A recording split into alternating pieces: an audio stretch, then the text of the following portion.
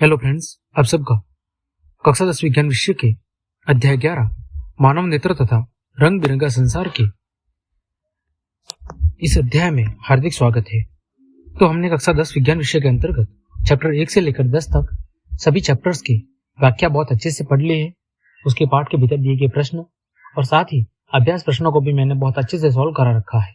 वो सब क्लासेस आप चैनल की प्लेलिस्ट पर जाकर आराम से देख सकते हो। आज हम शुरू कर रहे हैं आपका अध्याय 11, जिसका नाम है मानव नेत्र तथा रंग बिरंगा संसार। एक चैप्टर में मुख्यतः दो टॉपिक है, एक मानव नेत्र और दूसरा प्रिज्म। ये हमारे चैप्टर का पार्ट 1 है, जिसमें हम मानव नेत्र के बारे में संपूर्ण अध्ययन करेंगे। तो क्लास शुरू करने से पहले मेरी आपसे छोटी सी रिक्वेस्ट है कि यदि आप चैनल पर पहली बार आए हैं तो लाइक, कमेंट, शेयर और सब्सक्राइब जरूर करें। और ये सभी प्रकार के जो नोट्स है वो सभी नोट्स आपको मेरे टेलीग्राम पर मिल जाएंगे। तो आप गोविंद लेक्चर्स नाम से टेलीग्राम को सर्च करें और उसे ज्वाइन कर ले, जहां पर आपको सभी प्रकार की नोट्स और क्लासेस की लिंक उपलब्ध करवाई जाएगी। तो चलिए शुरू करते हैं। सबसे पहले हम बात करते हैं मानव नेत्र की बारे में कुछ सामान्य परिचय की। तो मानव नेत्र एक अत्यंत ही मूल्यवान और सुग्राही क्या है, ज्ञानेंद्रिय है। आप सब जानते होंगे हमारे शरीर में 5 ज्ञानेंद्रिय पाई जाती है। कौन कौन सी? नाक, कान, आंख, जीभ और त्वचा। ये हमारी 5 ज्ञानेंद्रिय है जो हमें अलग अलग चीजों का क्या करती है, अनुभव कराती है या अलग अलग चीजों के लिए काम आती है। मानव नेत्र की बात करें तो मानव नेत्र एक कैमरे की भांति क्या करता है, कार्य करता है। जिस तरह एक कैमरा कार्य करता है, ठीक उसी तरह हमारी आंख भी उसी कैमरे की भांति क्या करती है, कार्य करती है, जो हमें चारों ओर के रंग बिरंगे संसार को देखने योग्य बनाता है। इसी आंखों की वजह से ही हम इस रंग बिरंगे संसार को देख पाते हैं और इस रंग बिरंगी संसार का क्या ले पाते हैं, आनंद ले पाते हैं। यह दृष्टि पटल पर उल्टा और वास्तविक प्रतिबिंब बनाता है। यानी जो हमारी आंखें हैं वो दृष्टि पटल या जिसे हम रेटिना कहते हैं, उस रेटिना पर प्रतिबिंब कैसा बनाती है, उल्टा और वास्तविक प्रतिबिंब बनाती है। ये प्रश्न कई बार 1 नंबर में पूछा गया है कि मानव नेत्र कैसा प्रतिबिंब बनाता है, तो ये रेटिना पर उल्टा और वास्तविक प्रतिबिंब बनाता है। यह नेत्र गोलक में स्थित होते हैं। यानी हमारी जो 2 आंखें हैं ये दोनों 2 अलग अलग नेत्र गोलक में क्या होती है, स्थित होती है। एक दाया नेत्र गोलक और एक बाया नेत्र गोलक। नेत्र गोलक का सामान्य जो व्यास है वो कितना होता है, 2.3 सेंटीमीटर होता है। तो ये मानव नेत्र के बारे में कुछ सामान्य जानकारी थी। आपको क्या याद रखना है कि मानव नेत्र एक ज्ञानेंद्रिय है जो कैमरे की भांति कार्य करती है, जिसके कारण हम इस दुनिया या रंग बिरंगे संसार को देख पाते हैं। फिर मानव नेत्र, ये सबसे इंपॉर्टेंट पॉइंट है तीसरा वाला, कि जो मानव नेत्र है वो हमारे दृष्टि पटल या रेटिना पर कैसा प्रतिबिंब बनाता है, उल्टा और वास्तविक। देखो ये मानव नेत्र का एक नामांकित चित्र दिया गया है। इसके विभिन्न भागों की चर्चा हम अभी आगे करेंगे। अभी केवल एक बार आप चित्र देख लें। ये मानव नेत्र का एक पूरा नामांकित चित्र दिया हुआ है, जिसके भाग क्या क्या है। देखो ये क्रिस्टलीय लेंस है, जल द्रव है, पुतली है, परितारिका है, स्वच्छ मंडल है, काचाभ द्रव है, दृष्टि पटल या जिसे हम रेटिना कहते हैं, द्रव तंत्रिका है और पक्षमाभी पेशियां है। ये क्या है, ये मानव नेत्र के महत्वपूर्ण भाग है जिनसे मिलकर हमारी आंख की संरचना बनी हुई है। अब सबसे पहले हम बात करते हैं मानव नेत्र की क्रियाविधि, कि आखिर हमारी आंख कैसे कार्य करती है जिसके कारण हमें कोई भी वस्तु दिखाई देती है। ठीक है, तो देखो मानव नेत्र एक अत्यंत ही मूल्यवान और सुग्राही क्या है, ज्ञानेंद्रिय है। यह किसकी तरह कार्य करता है, यह कैमरे की भांति कार्य करती है। हम इस अद्भुत संसार के रंग बिरंगे चीजों को इन्हीं आंखों के द्वारा क्या कर पाते हैं, देख पाते हैं। जिन व्यक्तियों की आंखें नहीं है वो इस रंग बिरंगी संसार को नहीं देख पाते, वो केवल कल्पनाओं के आधार पर ही जीते हैं। ठीक है, इसमें क्या होता है, इसमें एक क्रिस्टलीय लेंस होता है। यानी हमारी आंखों में क्या होता है, एक क्रिस्टलीय लेंस होता है। ये लेंस कौन सा होता है, ये उत्तल लेंस होता है। प्रकाश सुग्राही पर्दा, जिसे हम रेटिना या दृष्टि पटल कहते हैं, इस पर क्या बनता है, प्रतिबिंब बनता है। प्रकाश सुग्राही पर्दा जो प्रकाश की किरणों को क्या करता है, ऑब्जर्व करता है, उस पर्दे को किस नाम से जाना जाता है, रेटिना या दृष्टि पटल, जो कि सबसे आंख के पीछे वाले हिस्से में होता है, जहां पर प्रतिबिंब बनता है, जहां पर क्या होता है, प्रतिबिंब का निर्माण होता है। होता क्या है, जो प्रकाश है वो प्रकाश एक पतली झिल्ली से होकर हमारी आंखों में क्या करता है, प्रवेश करता है। और इस झिल्ली को क्या कहा जाता है, तो इस झिल्ली को कॉर्निया कहा जाता है। क्या कहा जाता है? कॉर्निया। इसको अभी मैं आगे चित्र की सहायता से बहुत अच्छे से समझाऊंगा। कॉर्निया के पीछे एक और संरचना होती है जिसे परितारिका कहते हैं। क्या कहते हैं? परितारिका कहते हैं। ये काम क्या करती है? ये जो पुतली होती है हमारी, इन पुतलियों की साइज को क्या करती है? कंट्रोल करती है। मतलब जब ज्यादा प्रकाश होगा तो पुतलियां सिकुड़ जाएगी और जब कम प्रकाश होगा तो पुतलियां फैल जाएगी, ताकि हमारी आंखों को नुकसान ना पहुंचे। तो ये प्रकाश की मात्रा के आधार पर उसकी साइज को क्या करती है? कंट्रोल करती है। जबकि पुतली नेत्र में प्रवेश करने वाले प्रकाश को क्या करती है? नियंत्रित करती है। यानी परितारिका पुतली की साइज को कंट्रोल करती है और पुतली क्या काम करती है? ये आंखों में प्रवेश करने वाले प्रकाश की मात्रा को कंट्रोल करती है कि कितना प्रकाश हमारी आंखों में प्रवेश करना चाहिए। लेंस क्या काम करता है? लेंस दूर या नजदीक के सभी प्रकार की वस्तुओं का समायोजन कर रेटिना पर कैसा प्रतिबिंब बनाता है? वास्तविक और उल्टा प्रतिबिंब बनाता है। ठीक है, तो ये हमारे आंख की जो क्रियाविधि है वो मोटे तौर पर हमको समझ में आ गई कि सबसे पहले प्रकाश हमारी आंखों में प्रवेश करेगा, कहां से होके? कॉर्निया से होके। फिर कॉर्निया के पीछे एक और संरचना है जिसे कहते हैं परितारिका। ये क्या काम करती है? ये पुतली की साइज को कंट्रोल करती है। फिर पुतली क्या करती है? तो पुतली हमारे आंखों में प्रवेश करने वाले प्रकाश की मात्रा को कंट्रोल करती है। ये प्रकाश फिर कहां पर पहुंचता है? ये लेंस से होते हुए कहां पहुंचता है? रेटिना पर। रेटिना क्या है? एक प्रकाश सुग्राही पर्दा है जो प्रकाश को ऑब्जर्व करता है और वहां पर क्या करता है? वहां पर वास्तविक और उल्टा प्रतिबिंब बनता है। कहां पर? रेटिना पर, जिसे हम दृष्टि पटल भी कहते हैं। देखो मैं आपको इसको चित्र के जरिए समझाता हूं। ये आपके सामने एक चित्र दिया हुआ है, समझिए। स्थिति 1, ये क्या है? लाइट। प्रकाश यहां से क्या कर रहा है? हमारी आंखों में प्रवेश कर रहा है। प्रकाश किसी भी स्रोत से हमारी आंखों में प्रवेश कर रहा है। तो ये देखो, ये स्थिति 2 दी गई है। ये हमारी आंखों में क्या करेगा? प्रवेश करेगा। कहां से होके? कॉर्निया से होके। ठीक है, कॉर्निया से होके ये फिर परितारिका में और परितारिका से पुतली में, फिर यहां से होके हुए प्रवेश करता है। कहां पहुंचता है? लेंस से। लेंस क्या करता है? इस प्रकाश का समायोजन करता है कि भाई आखिर रेटिना पर कितना प्रकाश पहुंचना चाहिए। लेंस से प्रकाश कहां पर पहुंचता है? रेटिना पर पहुंचता है और यहाँ पर क्या बनता है? यहाँ पर हमारा वास्तविक और उल्टा प्रतिबिंब बनता है। फिर रेटिना के पीछे क्या होता है? फोटो रिसेप्टर्स होते हैं, यानी प्रकाश सुग्राही तंत्रिकाएं होती है। क्या होती है? प्रकाश सुग्राही तंत्रिकाएं होती है। ये इस प्रकाश को क्या करती है? ऑब्जर्व करती है। फिर आगे क्या होता है? इन प्रकाश संकेतों को या प्रकाशीय तरंगों को या संकेतों को इलेक्ट्रिकल इम्पल्सेस यानी विद्युत संकेतों में बदला जाता है। किसके द्वारा? दृक तंत्रिकाओं के द्वारा। ठीक है, दृक तंत्रिकाओं के द्वारा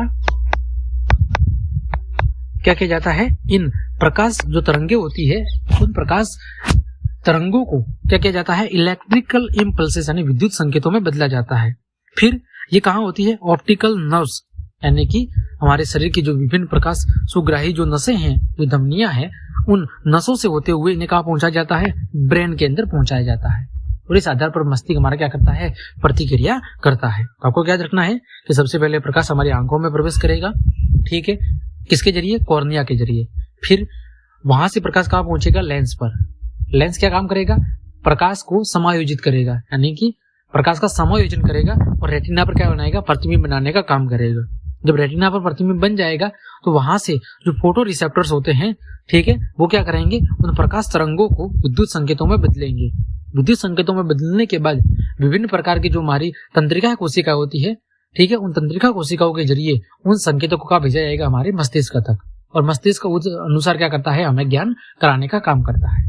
तो ये मानव नेत्र की क्या थी? क्रियाविधि की। ऐसे हमारी आंखें भाई काम करती है। उम्मीद करता हूं आपको समझ में आया होगा। आगे बढ़ते हैं। अब हम बात कर रहे हैं मानव नेत्र के जो विभिन्न भाग है, उन भागों की और उनके कार्य क्या है, उनकी चर्चा बहुत अच्छे से एक एक करके करेंगे ताकि पूरा आपको अच्छे से समझ में आ सके। तो सबसे पहला भाग है वो है दृढ़ पटल। कौन सा भाग है? दृढ़ पटल। दृढ़ पटल कौन सा होता है? आंख का जो ये बाहरी वाला हिस्सा आपको दिख रहा है, ये वाला हिस्सा, ये कौन सा होता है? ये होता है दृढ़ पटल। कौन सा होता है? दृढ़ पटल। मनुष्य का नेत्र लगभग एक खोखले गोले के समान होता है। कैसा होता है? एक खोखले गोले के जैसा होता है। इसकी जो सबसे बाहर वाली परत है, वो बाहरी परत कैसी होती है? अपारदर्शी, यानी जिसके आर पार देखा नहीं जा सकता। अपारदर्शी कैसी होती है? श्वेत। और कैसी होती है? दृढ़। दृढ़ का मतलब मजबूत होती है, कठोर होती है, जिसे क्या कहते हैं? जिसे दृढ़ पटल कहते हैं। देखो नाम से पता चल रहा है दृढ़ पटल। दृढ़ का मतलब जो कठोर है, मजबूत है। ये कैसी होगी? सबसे बाहर वाली परत होगी। कैसी है? अपारदर्शी, जिसके आर पार देखा नहीं जा सकता। कौन से रंग की है? श्वेत रंग की। जो आपको आंखों में दिख रहा है ना, श्वेत श्वेत वाला भाग, सफेद वाला भाग, वो उसे क्या कहते हैं? दृढ़ पटल कहते हैं। इसका काम क्या है भाई? सबसे बाहर वाला आवरण है। बाहर वाला आवरण क्या करेगा? ये हमारे आंख के भीतरी जो भाग है, जो आंख के अंदर भीतर वाले भाग है, कॉर्निया, परितारिका, पुतली, लेंस, रेटिना, उनकी क्या करता है? सुरक्षा करता है। क्या करता है? सुरक्षा करता है। उम्मीद करता हूं ये आपको अच्छे समझ में आया होगा कि सबसे आंखों का बाहर वाला भाग जो अपारदर्शी होता है, श्वेत होता है और दृढ़ होता है, दृढ़ का मतलब मजबूत या कठोर होता है, उसे क्या कहते हैं? दृढ़ पटल। काम क्या है? काम है हमारे आंख के जो भीतरी अंग है, अंदर वाले जो अंग है, उनकी सुरक्षा करना। ठीक, जैसे हमारे शरीर की त्वचा है, त्वचा क्या कर रही है? हमारे अंदर के अंगों की सुरक्षा कर रही है। ठीक उसी तरह आंखों की सुरक्षा कौन कर रहा है? दृढ़ पटल कर रही है। ठीक, आगे बढ़ते हैं। दूसरा अंग है रक्तक पटल। कौन सा है? रक्तक पटल, जिसे हम क्या कहते हैं? स्वच्छ मंडल भी कहते हैं। क्या कहते हैं? स्वच्छ मंडल भी कहते हैं। ये काम क्या करता है? तो दृढ़ पटल के भीतरी पृष्ठ से, दृढ़ पटल के भीतरी पृष्ठ से लगी काले रंग की क्या होती है? एक झिल्ली होती है। दृढ़ पटल का जो अंदर वाला भाग है, उसके अंदर वाले भाग की ओर क्या होती है? एक काले रंग की झिल्ली होती है, जिसे क्या कहते हैं? जिसे रक्तक पटल कहते हैं। क्या कहते हैं? रक्तक पटल कहते हैं। ये काम क्या करती है? ये नेत्र के भीतरी भागों से परावर्तन को रोकती है। नेत्र के जो भीतर वाले भाग है, वहां से प्रकाश के परावर्तन की घटना को क्या करती है? रोकती है। अब प्रकाश का परावर्तन क्या होता है? आप सब जानते होंगे। प्रकाश का किसी सतह से टकराकर वापस लौटना क्या कहलाता है? परावर्तन कहलाता है। तो ये प्रकाश के परावर्तन को क्या करती है? भीतरी भागों से रोकती है वापस आने में। आया समझ में? रक्तक पटल, दृढ़ पटल के भीतर वाले भाग में क्या लगी होती है? काले रंग की एक झिल्ली होती है, जिसे क्या कहते हैं? रक्तक पटल कहते हैं। ये क्या काम करती है? तो ये नेत्र के जो भीतर वाले भाग है, वहां से प्रकाश के परावर्तन को क्या करती है? रोकने का काम करती है। ठीक, आगे बढ़ते हैं। आगे बात कर रहे हैं हम श्वेत मंडल या कॉर्निया। श्वेत मंडल या कॉर्निया, ठीक है। ये क्या होता है?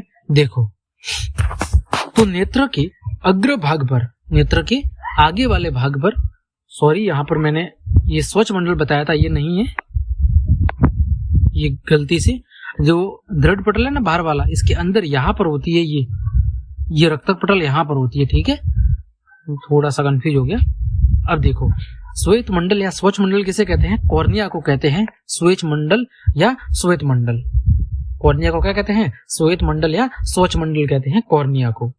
तो नेत्र के अग्र भाग पर यानी आगे वाले भाग पर एक पारदर्शी झिल्ली होती है। कैसी झिल्ली? पारदर्शी, यानी जिसके आर पार देखा जा सकता है, जिसे क्या कहते हैं? जिसे श्वेत मंडल या कॉर्निया कहते हैं।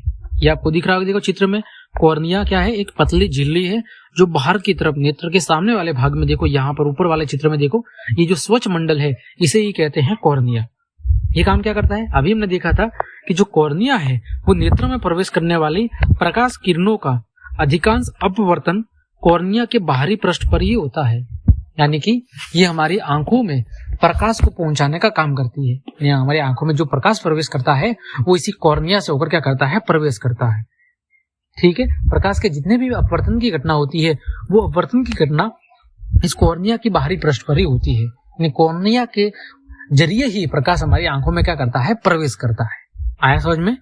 श्वेत मंडल या कॉर्निया क्या होता है? नेत्र का जब से जो बाहर वाला भाग है, आगे वाला भाग, उस पर एक पारदर्शी झिल्ली लगी होती है जो काम क्या करती है? नेत्र में प्रवेश करने वाली प्रकाश किरणों को क्या करती है? अपवर्तित करने का काम करती है। यानी प्रकाश को हमारी आंखों में पहुंचाने का काम करती है कि कितना प्रकाश हमारी आंखों में जाना चाहिए। ठीक, आगे बढ़ते हैं। अगला अंग है नेत्र गोलक। कौन सा है? नेत्र गोलक। इसकी आकृति लगभग कैसी होती है? गोलाकार। कैसी होती है? गोलाकार इसकी आकृति होती है। इसका व्यास कितना होता है? 2.3 सेंटीमीटर होता है। कितना होता है? 2.3 सेंटीमीटर होता है इसका व्यास। ये जो आपको पूरा बाहर वाला भाग दिख रहा है ना, गोला वाला भाग, ये क्या है? ये नेत्र गोलक है, जिसके अंदर हमारी आंखें क्या होती है? मौजूद होती है। ठीक है, आगे बढ़ते हैं। आगे बात कर रहे हैं लेंस की, जिसे हम कहते हैं क्रिस्टलीय लेंस। ये कौन सा लेंस होता है? तो ये उत्तल लेंस होता है। कौन सा? उत्तल लेंस। ये काम क्या करता है? ये प्रकाश को रेटिना पर अभिसरित करता है। अभिसरित का मतलब होता है कि सिकुड़ना, यानी प्रकाश को वहां पर लाके क्या करना? एक बिंदु पर केंद्रित करना। और अपसारित का मतलब क्या होता है? फैलाना। और अभिसरित का मतलब क्या होता है, एक बिंदु पर केंद्रित करना। तो ये क्या है, ये उत्तल लेंस है जो प्रकाश को कहां पर, रेटिना पर क्या करता है, अभिसरित करता है, एक बिंदु पर केंद्रित करता है। यह एक रेशेदार जेलीवर्त पदार्थ का बना होता है। कैसा होता है, रेशेदार जेलीवर्त पदार्थ का बना होता है। लेंस केवल विभिन्न दूरियों पर रखी वस्तुओं को रेटिना पर केंद्रित करने के लिए आवश्यक फोकस दूरी में क्या करता है, सूक्ष्म समायोजन करता है। लेंस काम क्या करता है, लेंस विभिन्न दूरियों पर रखी हुई जो वस्तु है, उन वस्तुओं का प्रतिबिंब रेटिना पर बिल्कुल स्पष्ट बने, इसके लिए वो क्या करता है, फोकस दूरी को मैनेज करता है, कंट्रोल करता है, ताकि वस्तु का प्रतिबिंब क्या हो, रेटिना पर स्पष्ट रूप से बन सके। अगर लेंस सही से काम नहीं करेगा तो जो प्रतिबिंब है वो रेटिना पर स्पष्ट रूप से नहीं बन पाएगा, है ना। क्या होता है, जैसे जरा दृष्टि दोष, निकट दृष्टि दोष में क्या होता है, लेंस सही ढंग से प्रकाश को रेटिना पर अभिसरित नहीं कर पाता, और ऐसी स्थिति में प्रतिबिंब या तो रेटिना से आगे बन जाता है या पीछे बन जाता है, और हमें वस्तु स्पष्ट दिखाई नहीं देती। तो लेंस का काम क्या है, लेंस ये उत्तल लेंस होता है और ये रेटिना पर प्रकाश को अभिसरित करने का क्या करता है, काम करता है, ताकि ये फोकस दूरी को मैनेज करके उस प्रकाश को क्या करता है, रेटिना पर स्पष्ट रूप से गिरे, ताकि स्पष्ट प्रतिबिंब बने, इसके लिए क्या कार्य करता है। तो आपको याद रखना है लेंस के बारे में। कौन सा लेंस, उत्तल लेंस। काम क्या करता है, प्रकाश को रेटिना पर अभिसरित करता है, यानी कि विभिन्न दूरियों पर रखी हुई जो वस्तु है उनका प्रतिबिंब रेटिना पर स्पष्ट रूप से बने, इसके लिए वो फोकस दूरी को क्या करता है, सूक्ष्म समायोजन करता है, यानी फोकस दूरी को मैनेज करता है, या तो कम करेगा या बढ़ाएगा। ठीक, आगे बढ़ते हैं। ये आपको चित्र में दिख रहा होगा क्रिस्टलीय लेंस, ठीक है, ये वाला भाग, ये जो गोलाकार भाग दिख रहा है ना, ये क्या है, ये आपका क्रिस्टलीय लेंस है, ये वाला भाग। ठीक है, आगे बढ़ते हैं। परितारिका, अभी हमने पढ़ा था कि कॉर्निया के पीछे एक गहरा पेशीय डायफ्राम होता है। क्या होता है, एक पतली झिल्ली होती है जो पुतली के आकार को क्या करती है, कंट्रोल करती है। क्या करती है, पुतली की जो पुतली है हमारी, ये आंखों के सामने वाली, इसको क्या करती है, इसकी साइज को कंट्रोल करती है। अगर ज्यादा प्रकाश होगा तो पुतली की साइज कम हो जाएगी, और अगर कम प्रकाश होगा तो पुतली की साइज बड़ी हो जाएगी, यानी कि फैल जाएगी। तो पुतली की साइज को कंट्रोल करने का काम कौन करती है, परितारिका। देखो ये कॉर्निया है, फिर कॉर्निया के पीछे वाले भाग पर क्या है, परितारिका है, और परितारिका के पीछे वाले भाग पर क्या है, पुतली है। आया समझ में। यहाँ पर भी देख लो चित्र में, ये देखो स्वच्छ मंडल है सबसे पहले, फिर इसके पीछे क्या है, इसके पीछे परितारिका है, और इसके पीछे क्या है, पुतली है। अगला अंग है आपका पुतली। तो ये परिवर्ती द्विधारक की भांति क्या करती है, कार्य करती है। मतलब क्या है कि ये जो पुतली है, इसकी साइज किसकी सहायता से, परितारिका की सहायता से बदली जाती है, इसको कंट्रोल किया जाता है। और पुतली काम क्या करती है, तो ये आंख में प्रवेश करने वाले प्रकाश की मात्रा को नियंत्रित करती है। परितारिका पुतली की साइज को कंट्रोल करती है, जबकि पुतली आंखों में प्रवेश करने वाले प्रकाश की मात्रा को कंट्रोल करती है, कि कितना प्रकाश हमारी आंखों में प्रवेश करना चाहिए। ठीक है, ताकि हमें जो वस्तु है वो स्पष्ट रूप से दिखाई दे सके और हमारी आंखों को कोई नुकसान भी नहीं हो। आया समझ में। आगे बढ़ते हैं। अभिनेत्र लेंस, वही क्रिस्टलीय लेंस जो हमने चर्चा कर ली थी वही है, यहाँ पर फिर से लिखा हुआ है। तो अभिनेत्र लेंस भी लिखा हो सकता है या क्रिस्टलीय लेंस भी लिखा हो सकता है, आपको कंफ्यूज नहीं होना है। तो कौन सा लेंस होता है, ये उत्तल लेंस होता है। अभी हमने चर्चा कर ही ली थी। काम क्या करता है, प्रकाश को रेटिना पर अभिसारित करता है और वस्तु का रेटिना पर कैसा प्रतिबिंब बनाता है, उल्टा और वास्तविक प्रतिबिंब बनाता है। किससे बना होता है, रेशेदार जेलीवर्त पदार्थ का बना होता है। ठीक है, इसकी चर्चा वैसे भी पीछे हम कर चुके हैं। आगे बढ़ते हैं। आगे दिया हुआ है काचाभ द्रव। क्या दिया हुआ है, काचाभ द्रव। देखो चित्र में आपको दिख रहा है काचाभ द्रव, ये वाला जो पूरा भाग है ये क्या है, ये काचाभ द्रव भरा होता है। इसमें ये होता क्या है, देखो यह एक जेली जैसी पदार्थ का बना होता है। जेली जैसी का मतलब है कि थोड़ा चिपचिपे पदार्थ का बना होता है, जो अभिनेत्र लेंस और रेटिना से लेकर पूरे नेत्र गोलक में भरा रहता है। किसके बीच में, लेंस से लेकर रेटिना के बीच में। ये भाई लेंस वाला हिस्सा है, यहाँ से लेके ये जो रेटिना वाला हिस्सा है, इस बीच में पूरे भाग में जो नेत्र गोलक का हिस्सा है इसमें भरा होता है। और नेत्र गोलक का जो ज्यादातर भाग है उसमें क्या भरा होता है, काचाभ द्रव ही भरा होता है। ठीक है, नेत्र गोलक में कौन सा द्रव भरा होता है, काचाभ द्रव भरा होता है। इसका काम क्या है, यह नेत्र गोलक को आकार प्रदान करता है। क्या करता है, नेत्र गोलक को आकार प्रदान करने का काम किसका है, काचाभ द्रव का है।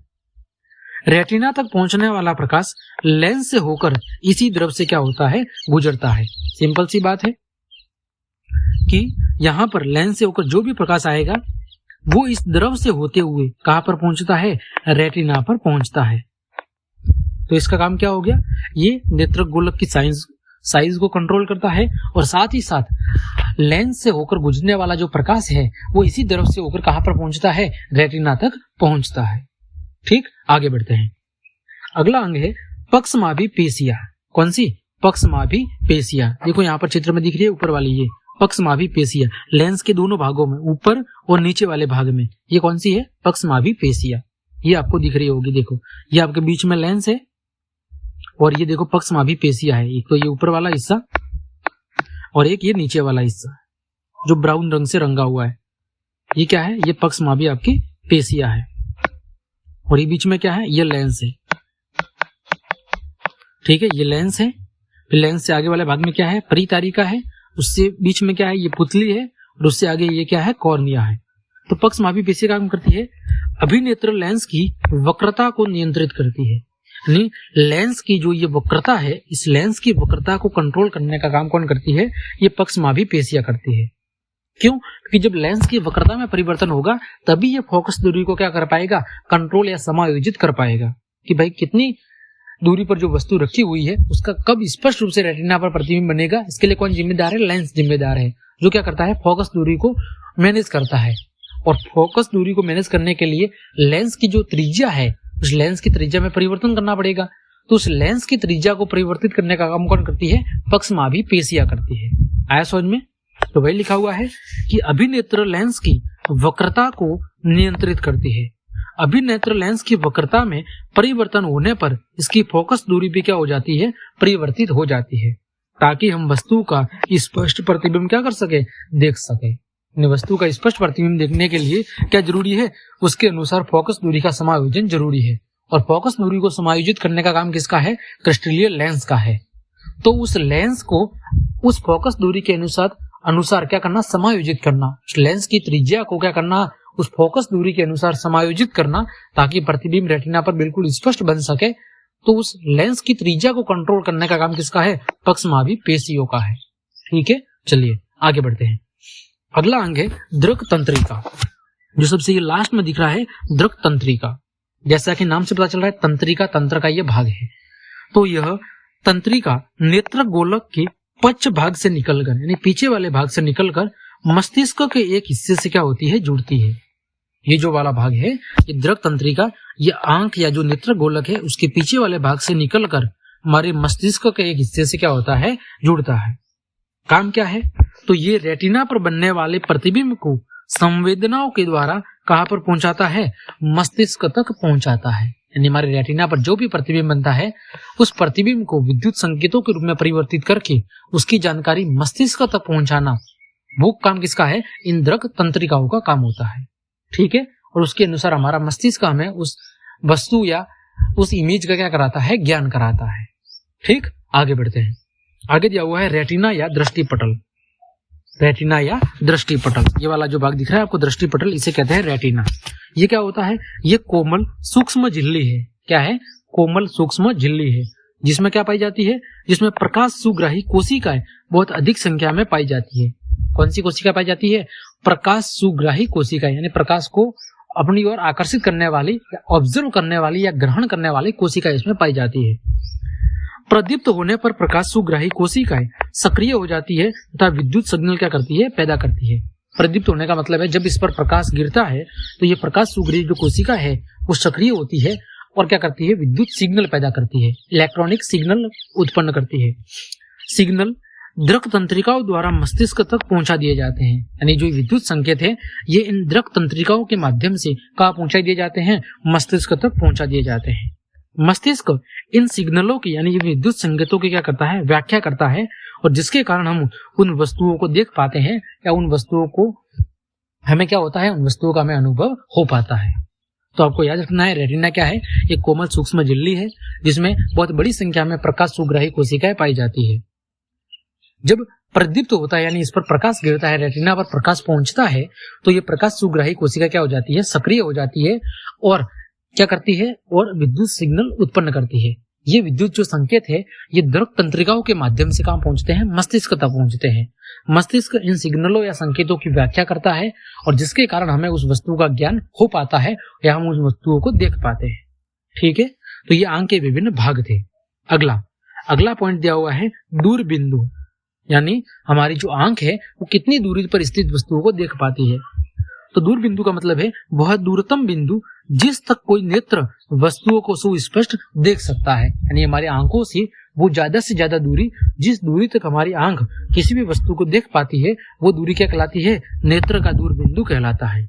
और किसी भी सामान्य नेत्र के लिए जो हमारा दूरतम बिंदु होता है वो दूरतम बिंदु कौन सा होता है, अनंत दूरी पर स्थित होता है ना।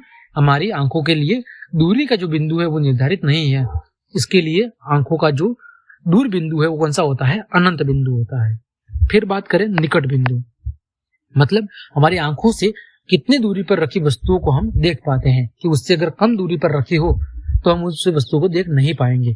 तो वह न्यूनतम दूरी जिस पर रखी कोई वस्तु बिना तनाव के अत्यधिक स्पष्ट देखी जा सकती है, उस दूरी को उस नेत्र का क्या कहते हैं, निकट बिंदु कहते हैं। हमारी आंखों के सामने उतनी निकट दूरी पर वस्तु को रखा जाए कि बिना किसी तनाव के, यानी हमारी आंखों को बिना कोई परेशानी हुए हम उस वस्तु को आराम से देख सके, उस दूरी को क्या कहते हैं, हम उस आंख का निकट बिंदु कहते हैं।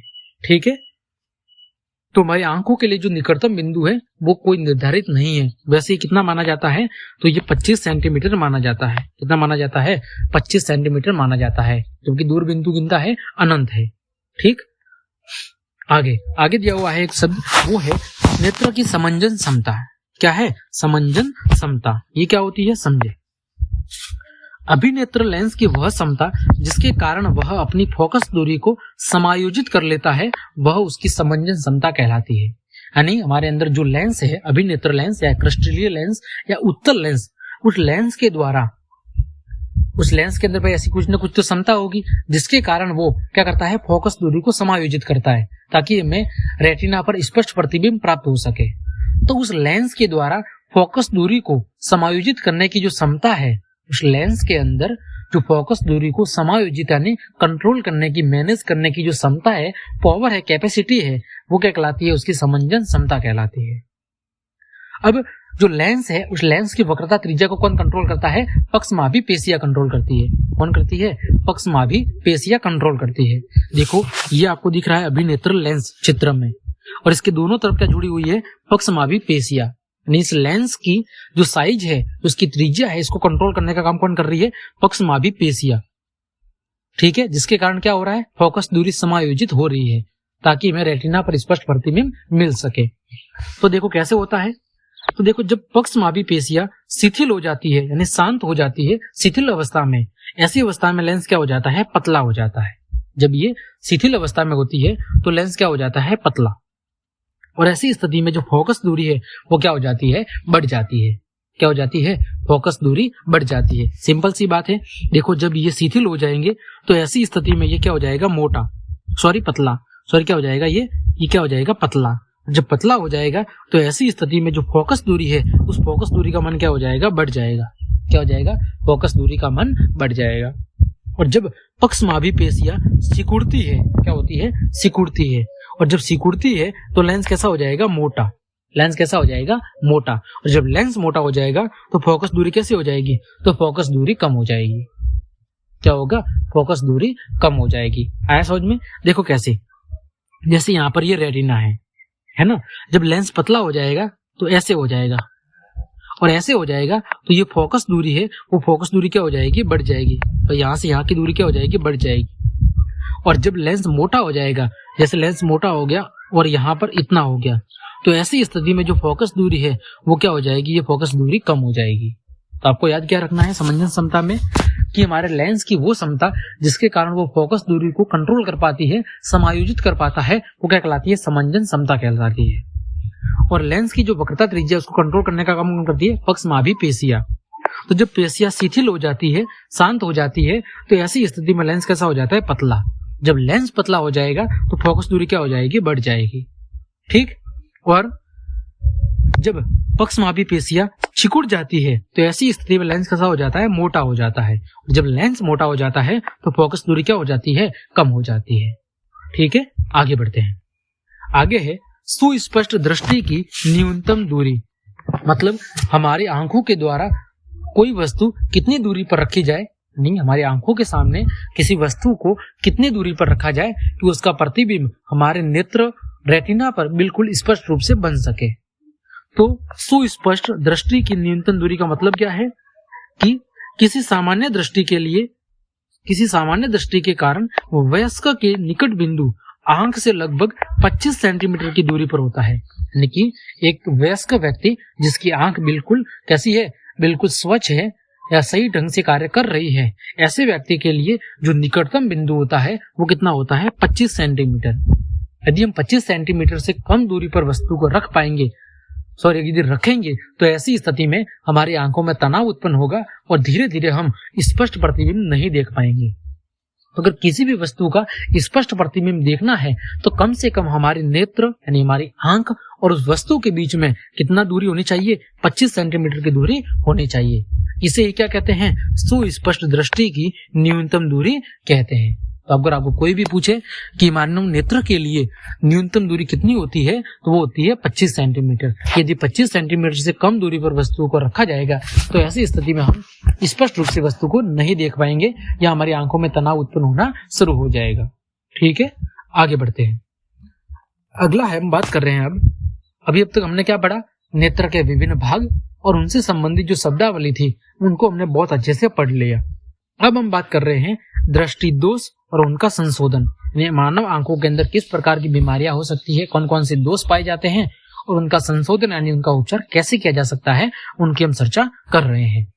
तो सबसे पहले हम बात करते हैं मोतियाबिंद की, कि मोतियाबिंद क्या होता है। तो होता क्या है कि जैसे जैसे व्यक्ति की उम्र बढ़ती जाती है उसका जो क्रिस्टलीय लेंस है वो क्रिस्टलीय लेंस कैसा हो जाता है, दूधिया अथवा धुंधला हो जाता है। जैसे जैसे व्यक्ति की उम्र बढ़ती जाती है तो उसका जो लेंस है वो लेंस दूधिया हो जाता है या कैसा हो जाता है, धुंधला हो जाता है। और इस स्थिति को क्या कहते हैं, इस स्थिति को हम मोतियाबिंद कहते हैं। क्या कहते हैं, मोतियाबिंद कहते हैं। इस कारण होता क्या है, या तो नेत्र की दृष्टि में कमी हो जाती है या फिर पूर्ण रूप से दृष्टि क्या हो जाती है, क्षय हो जाती है या नष्ट हो जाती है। यानी मोतियाबिंद की स्थिति में होता क्या है, या तो हमें दिखाई देना कम हो जाता है या फिर बिल्कुल दिखाई देना धीरे धीरे बंद हो जाता है। अब ज्यादातर जो मोतियाबिंद की स्थिति होती है वो जैसे जैसे व्यक्ति वयस्क होता जाता है, बूढ़ा होता जाता है, उस स्थिति में ज्यादा होता है। तो मोतियाबिंद का इलाज क्या है, तो मोतियाबिंद की शल्य चिकित्सा यानी ऑपरेशन या सर्जरी के बाद दृष्टि का वापस लौटना संभव हो पाता है। कहते हैं ना, आंखों का ऑपरेशन करवाया है तो वो शल्य चिकित्सा होती है या सर्जरी होती है, उसके बाद हम मोतियाबिंद का इलाज करके वापस हमारी आंखों की दृष्टि को पाया जा सकता है। ठीक है, आगे बढ़ते हैं। अगला दोष दिया हुआ है निकट दृष्टि दोष। कौन सा दोष, निकट दृष्टि दोष। अब देखो, जैसा नाम से पता चल रहा है निकट दृष्टि दोष, तो आप नाम से कंफ्यूज नहीं होना, ये उल्टा है। तो क्या बात कर रहा है, निकट दृष्टि दोष। लेकिन यहाँ पर होता क्या है कि हमें निकट की वस्तु तो स्पष्ट दिखाई देती है लेकिन दूर की वस्तु स्पष्ट दिखाई नहीं देती, ये उल्टा है। क्योंकि कौन सा दोष है, निकट दृष्टि दोष। तो निकट में क्या होगा, निकट की तो दिखाई देगी लेकिन दूर की दिखाई नहीं देगी। ये आपको याद रखना है, उल्टा होता है कि निकट दृष्टि दोष है तो निकट की तो दिखाई देगी लेकिन दूर की दिखाई नहीं देगी। ठीक, तो इस दोष में क्या होता है, व्यक्ति निकट रखी वस्तुओं को स्पष्ट रूप से देख सकता है परंतु दूर रखी वस्तुओं को स्पष्ट देख नहीं पाता है। निकट दृष्टि दोष में क्या होता है कि व्यक्ति निकट में रखी यानी पास में रखी वस्तुओं को तो स्पष्ट रूप से देख सकता है लेकिन दूर रखी वस्तुओं को स्पष्ट रूप से नहीं देख सकता। ऐसे दोष युक्त व्यक्ति का जो अनंत बिंदु है या जो दूर बिंदु है, दूर बिंदु कौन सा होता है, अनंत पे होता है, तो वो दूर बिंदु अनंत पर न होकर कहाँ आ जाता है, नेत्र के पास में आ जाता है। इस कारण उसे निकट की वस्तु तो दिखाई देती है लेकिन दूर की वस्तु दिखाई नहीं देती है। क्या होता है, व्यक्ति का जो दूर बिंदु है जो अनंत पर स्थित होता है वो अनंत पर स्थित न होके कहाँ पर आ जाता है, नेत्र के पास में आ जाता है। इस कारण हमें निकट की वस्तु तो साफ दिखाई देती है लेकिन दूर की वस्तु साफ दिखाई नहीं देती है। अब इसके कारण क्या है, इसके कारण ये होता है तो अभिनेत्र लेंस की जो वक्रता है उस वक्रता का अत्यधिक होना, वक्रता का अत्यधिक बढ़ जाना। इसके कारण क्या होता है, ये निकट दृष्टि दोष होता है, या फिर नेत्र गोलक का लंबा हो जाना। दो कारण है, या तो अभिनेत्र लेंस की वक्रता का अत्यधिक होना यानी बढ़ जाना, या फिर नेत्र गोलक का लंबा होना। इन दो कारणों की वजह से क्या होता है, निकट दृष्टि दोष होता है। ठीक है, अब देखो इसका निवारण कैसे करते हैं। तो इस दोष को किसी उपयुक्त क्षमता के अवतल लेंस, कौन सा लेंस, अवतल लेंस के उपयोग द्वारा संशोधित किया जाता है। और अवतल लेंस का दूसरा नाम क्या है, अपसारी लेंस। कौन सा लेंस, अपसारी लेंस। तो निकट दृष्टि दोष के निवारण हेतु अवतल लेंस का उपयोग किया जाता है। उपयुक्त क्षमता का अवतल लेंस वस्तु के प्रतिबिंब को वापस दृष्टि पटल पर क्या करता है, ले आता है। कहां पर, वापिस दृष्टि पटल पर ले आता है। क्यों, क्योंकि ऐसी स्थिति में जो प्रतिबिंब है वो कहाँ बनता है, वो रेटिना से कुछ आगे बन जाता है। यहाँ पर बन रहा है ना, जो ये मैंने ए बिंदु लिखा है, यहाँ पर चित्र बी में देखो, यहाँ पर ए बिंदु पर, और रेटिना कहाँ पर है, बी बिंदु पर। तो जब निकट दृष्टि दोष होता है तो ऐसी स्थिति में जो प्रतिबिंब है वो रेटिना से पहले बन जाता है। और जब अवतल लेंस का उपयोग किया जाता है तो फिर से जो प्रतिबिंब है वो वापस रेटिना पर बन जाता है, और इस प्रकार इस दोष का क्या हो जाता है, निवारण हो जाता है। देखो यहाँ पर ये कौन सा लेंस है, ये अवतल लेंस है। ठीक है, तो अभी हमने क्या पढ़ा, निकट दृष्टि दोष। निकट दृष्टि दोष में निकट की वस्तु तो पास दिखेगी, निकट की वस्तु तो स्पष्ट दिखेगी, लेकिन दूर की वस्तु स्पष्ट नहीं दिखेगी। ऐसी स्थिति में होता क्या है कि जो दूर बिंदु है वो अनंत पर न होके कहा जाता है, आगे आ जाता है, जिस कारण से प्रतिबिंब रेटिना पर न बन के कहां पर बनता है, रेटिना से आगे बन जाता है। तो इस दोष के निवारण हेतु हम उपयुक्त क्षमता के अवतल लेंस, जिसे अपसारी लेंस भी कहते हैं, का उपयोग करते हैं। ठीक है, जिसके कारण हमारा जो प्रतिबिंब है वो वापस रेटिना पर बनना शुरू हो जाता है। ये आपको चित्र दिए हुए हैं। ये हमारा बिल्कुल सही नेत्र है, जिसमें किसी भी प्रकार का कोई दोष नहीं है, और प्रतिबिंब कहाँ बन रहा है, यहाँ पर आपके रेटिना पर बन रहा है। ठीक, दूसरी स्थिति में क्या है कि जो प्रतिबिंब है वो रेटिना से पहले बन रहा है। तीसरी स्थिति में क्या है, हमने बीच में उपयुक्त क्षमता का एक अवतल लेंस लगा दिया, जिसके कारण जो प्रतिबिंब है वो वापस रेटिना पर बनना शुरू हो गया, जिसके कारण हमें वस्तु स्पष्ट रूप से दिखाई देना शुरू हो गई है। ठीक, आगे बढ़ते हैं। अगला है दूर दृष्टि दोष या दीर्घ दृष्टि रोग। इसमें क्या होता है, उल्टा। देखो यहाँ पर कौन सा दोष है, दूर दृष्टि दोष। दूर में क्या होगा, दूर की वस्तु तो स्पष्ट दिखाई देगी, लेकिन निकट की वस्तु स्पष्ट दिखाई नहीं देगी। तो हम कहेंगे कि दृष्टि दोष युक्त व्यक्ति में दूर की वस्तुओं को तो स्पष्ट देख पाता है, लेकिन निकट की वस्तुओं को स्पष्ट नहीं देख पाता। इसमें होता क्या है कि ऐसी स्थिति में जो व्यक्ति का निकट बिंदु होता है, जो कितना होता है 25 सेंटीमीटर, वो वहां से क्या हो जाता है, दूर हट जाता है। 25 सेंटीमीटर से दूर हट जाता है, जिसके कारण उसे दूर की वस्तु तो स्पष्ट दिखाई देती है, लेकिन निकट की वस्तु स्पष्ट दिखाई नहीं देती है। दोष उत्पन्न होने का कारण क्या है कि जो फोकस दूरी है वो फोकस दूरी का अत्यधिक हो जाना, नेत्र लेंस की जो फोकस दूरी है उसका बढ़ जाना, और नेत्र गोलक का छोटा हो जाना। ठीक है, अभी नेत्र लेंस की फोकस दूरी है वो क्या हो जाती है, अत्यधिक हो जाती है, बढ़ जाती है, यानी वक्रता त्रिज्या क्या हो जाती है, कम हो जाती है, और नेत्र गोलक का आकार क्या हो जाता है, छोटा हो जाता है, जिसके कारण वक्रता त्रिज्या क्या हो जाती है, वक्रता त्रिज्या कम हो जाती है। आया समझ में, जब नेत्र गोलक छोटा हो जाएगा तो वक्रता त्रिज्या कैसे हो जाएगी, कम हो जाएगी। हम कह सकते हैं कि फोकस दूरी क्या हो जाएगी, बढ़ जाएगी। ठीक है, जब फोकस दूरी बढ़ जाएगी तो प्रतिबिंब क्या होगा, रेटिना से पीछे की ओर बनना शुरू हो जाएगा। रेटिना से आगे न बन के क्या बनेगा, रेटिना से पीछे बनेगा।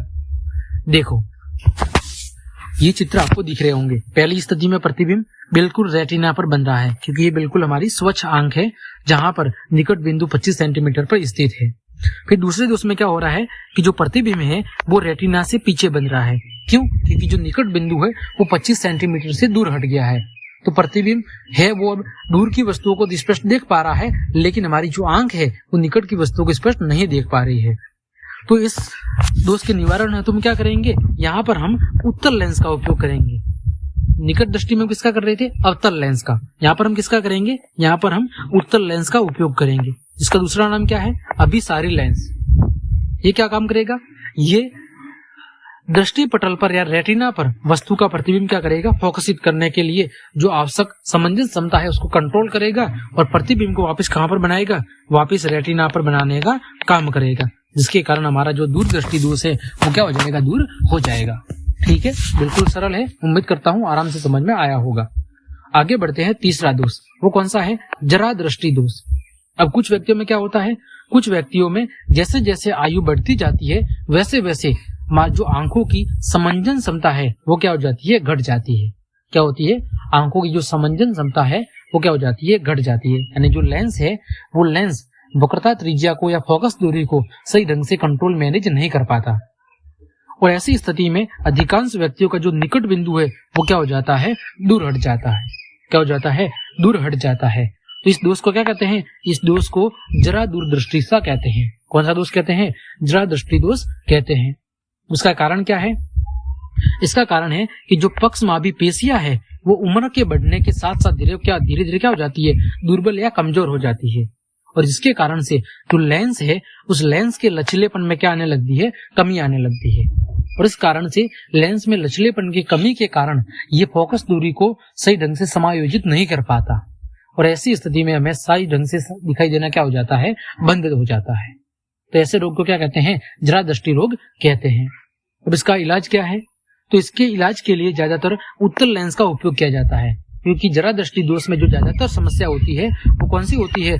दूर दृष्टि दोष की समस्या होती है। यानी निकट बिंदु क्या हो जाता है? आगे सरक जाता है। तो अधिकतर केसों में क्या होता है? उत्तल लेंस का उपयोग किया जाता है। लेकिन कभी कभार क्या होता है कि व्यक्ति के नेत्र में दोनों ही दोष एक साथ पाए जाते हैं, यानी निकट दृष्टि दोष भी पाया जाता है और दूर दृष्टि दोष भी पाया जाता है। तो ऐसे दोष का इलाज एक लेंस से तो संभव नहीं है। भाई उत्तल लेंस तो किसका करेगा? दूर दृष्टि दोष का, और अवतल लेंस किसका करेगा? निकट दृष्टि दोष का। तो यदि दोनों दोष मौजूद है तो ऐसी स्थिति में हम कौन से लेंस का? द्विफोक्सी लेंस का उपयोग करते हैं। इसका उपयोग करते हैं द्विफोक्सी लेंस का उपयोग करते हैं, जिसमें दोनों लेंस मौजूद होते हैं। जिसमें ऊपरी भाग में कौन सा? अवतल लेंस, ये किसका इलाज करेगा? निकट दृष्टि दोष का। और निचले भाग में उत्तल लेंस, ये किसका इलाज करेगा? दूर दृष्टि दोष का। तो इस प्रकार जरा दृष्टि दोष के इलाज हेतु हम द्विफोक्सी लेंस का उपयोग करते हैं, जिसमें ऊपर वाले भाग में आपका अवतल लेंस और निचले वाले भाग में उत्तल लेंस लगा होता है। अवतल लेंस किसका इलाज करेगा? निकट दृष्टि दोष का। उत्तल लेंस किसका इलाज करेगा? दूर दृष्टि दोष का। आजकल सस्पर्श लेंस, जिसे हम कॉन्टैक्ट लेंस कहते हैं, या शल्य हस्तक्षेप द्वारा यानी ऑपरेशन के द्वारा या सर्जरी के द्वारा दृष्टि दोषों का संशोधन क्या है? संभव हो पाया है।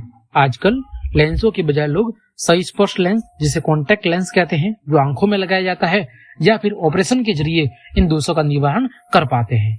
ठीक है, अब देखो अगला टॉपिक है दोनों नेत्रों का सिर पर सामने की ओर स्थित होने का लाभ। मतलब हमारी जो आंखें हैं वो हमारे सिर के बिल्कुल सामने स्थित होनी चाहिए। इसका लाभ या फायदा क्या है? तो इससे हमें त्रिविमीय चाक्षुषी का लाभ होता है। मतलब हम तीनों दिशाओं में देख सकते हैं, तीनों दिशाओं में, तीनों डायरेक्शन में देख सकते हैं।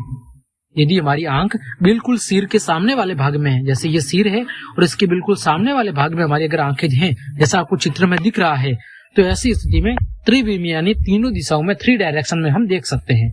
ठीक है, कैसे? एक्स, वाई और जेड तीनों अक्षों में हम आराम से देख सकते हैं।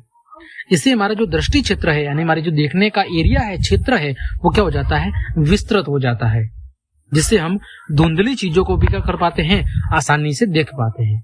ठीक है, ये इसका क्या है? फायदा है। किसका? दोनों नेत्र, हमारी जो आंख है जब वो सिर के बिल्कुल सामने की ओर स्थित होती है तो ये हमारा फायदा है कि हम त्रिविमीय चाक्षुषी यानी तीनों डायरेक्शन में देख सकते हैं। फिर हमारा जो दृष्टि क्षेत्र है वो बढ़ जाता है और जो धुंधली चीजें हैं उनको भी हम आराम से देख पाते हैं।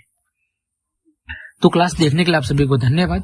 उम्मीद करता हूँ आज की क्लास में हमने मानव नेत्र के बारे में जो भी पढ़ा है वो आपको बहुत अच्छे से समझ में आया होगा। तो अगर आपको ये मेरी क्लास पसंद आई है तो फिर लाइक, कमेंट, शेयर और सब्सक्राइब जरूर करें।